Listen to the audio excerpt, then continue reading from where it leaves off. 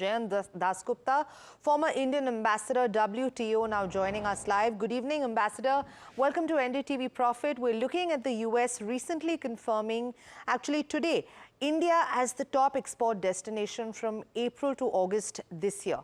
Now, looking at this and looking at the negotiation talks set to resume, how does this strong trade data influence India's negotiation strategy in these resumed talks?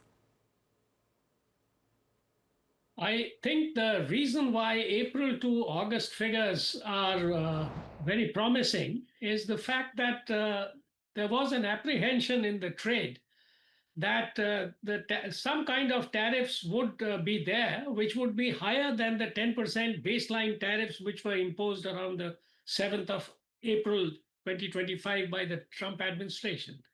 So this is the bunching up effect. And if you look at the overall US imports from various countries, not only India, you will see that the imports have been more than usual if you compare the imports with last year's imports, 2024 imports. So this is just a bunching up effect to my mind. And now that the tariffs have been imposed with effect from 25% first and then 25% again with effect from the 27th of August 2025, the imports have tapered off in terms of the US. And so we will see a slump in our exports to the US. So this is, I think, this was very much expected. And the trade talks are going on. Today evening, the Americans will land. So let us see how the talks proceed. So, India is also negotiating a crucial free trade agreement with the EU. How do these parallel talks with the US and the EU complement each other in advancing India's trade and economic goals?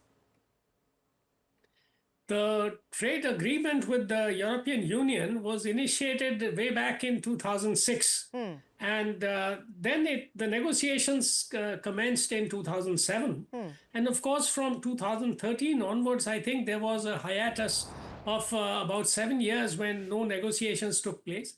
So it has been long pending, and there were some tough issues which needed to be resolved. But I understand that most of the issues have been resolved, and some of the issues on which a resolution couldn't be found, I think both the sides have realized that rather than waiting, for a few more years to get them resolved, it is better to sign an agreement now and then, try to improve upon the agreement through resolution of the other differences. So I think this is something which is most likely the India-EU BTIA or the FTA will most likely be concluded. As the minister was mentioning the other day, about 60 to 65% of the chapters or the texts have also been accepted and frozen. So there aren't too many issues, I think, which are left.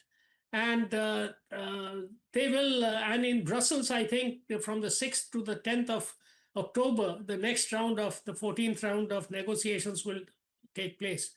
So I think this is well on the way to reaching a conclusion before the close of this year, and it will provide compensation to a great extent to the loss of the US market for India as well as for the EU.